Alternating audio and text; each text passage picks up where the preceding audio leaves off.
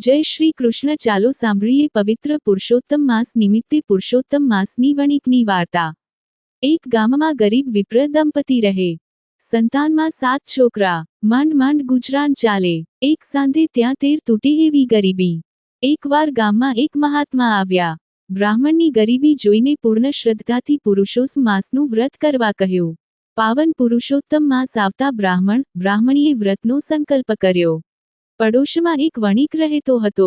સંતાનમાં એને 7 દીકરી પણ દીકરો એકે નહીં. વણિકે વિચાર કર્યો કે મારી પત્ની ગર્ભવતી છે. લાવને હું ન્યા વ્રત કરું.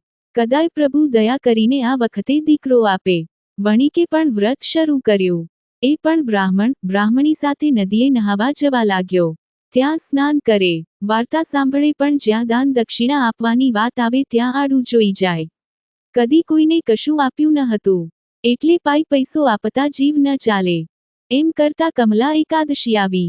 રાતે શેઠને પુરુષોત્તમ પ્રભુએ દર્શન દીધા અને કહ્યું કે હે વણિક, જીવનમાં તે કોઈ પુણ્યનું કામ કર્યું નથી, પણ તે મારું વ્રત કર્યું છે, તેથી તને પુત્ર પ્રાપ્ત થશે.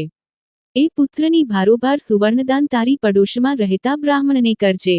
સપનામાં દર્શન આપીને પ્રભુ અંતર્ધ્યાન થઈ ગયા. પ્રભુના દર્શનથી શેઠના સર્વે પાપ બળી ગયા. સૂર્યોદય થતાં જ દાયણે પુત્ર જન્મના સમાચાર આપ્યા.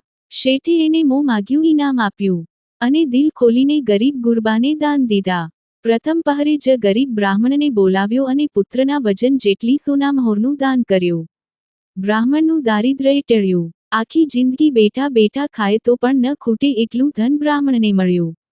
બ્રાહ્મણીએ અને શેઠાણીએ આજીવન પુરુષોત્તમ વ્રત કરવાનો સંકલ્પ કર્યો.